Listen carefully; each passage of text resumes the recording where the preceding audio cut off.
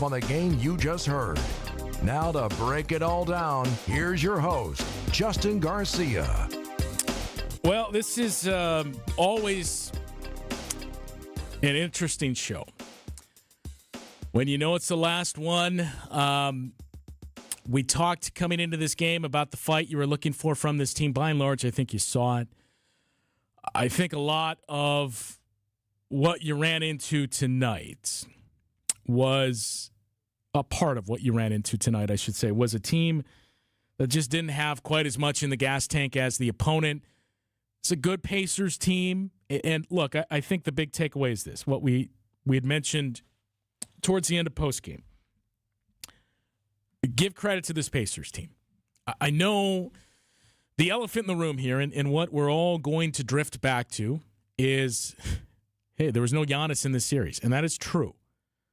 I mean, it's a big what if for the Bucks. Now, there's been a lot of what ifs these last couple of years that we'll get into throughout the course of the show. And by the way, we as we always do after the final game of the season, we are not contained to just an hour. So as long as you are out there and chiming in and interacting with us, we will be here. Whether that means 2 hours, 3 hours. I think last year with an 8:30 tip, I think we went until 2 or 3 in the morning. So we have all the time in the world to hear from you, your thoughts on the offseason, what needs to happen, your takeaways on this series, anything you want to get into. That is what we are here for one final time tonight. No Giannis obviously makes this probably easier to digest for a Bucks fan and say, look, if we had Giannis, we think this series goes differently. And I do truly believe that to be the case. But you'll never know. And it is hard to close out a series. That is where the Indiana Pacers deserve credit. It is very difficult to do, especially when you have not done it before. And I think you may have seen some of that in Game 5 at Fiserv Forum. Pacers responded very nicely tonight. For a young team that does not have a whole lot of playoff experience, they don't have any playoff experience collectively as a group.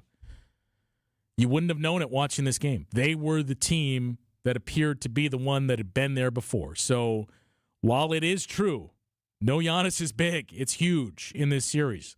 No Dame for 2 of those games is big. You can only play who's in front of you. The Bucks would not be apologizing if they were playing this series with those guys and against the Pacers team with no Tyrese Halliburton, Pascal Siakam. You just play the team that's in front of you and advance to the second round. And that's what the Indiana Pacers did. So for the second consecutive year, the Bucks season comes to an end in the first round of the playoffs. 855-616-1620 is the number to join us tonight on Bucks Talk, whether you are listening in Milwaukee or in Madison. 855-616-1620 is that number to join us. And I am very curious to hear your thoughts on this series, this team. There's a lot of unknowns. We can start to get into that with the offseason and the checklist of what needs to be done here. What can the Bucks do? I think we got a little bit of clarity on that. Given where the Bucks were eliminated, I can explain what that means in just a moment. But this show here, the final time we get a chance to discuss our Bucks this season, the final time we get a chance to get together like this until October. This is a choose-your-own-adventure story that is up to you guys, wherever you want to take it for the next however you want to take it amount of minutes. 855-616-1620 is that number to join us tonight on Bucks Talk. Let's go to the phone lines. Dick in Port Washington, you begin things.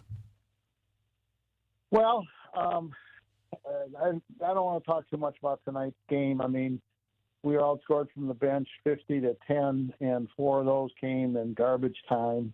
I think Chris ran out of gas.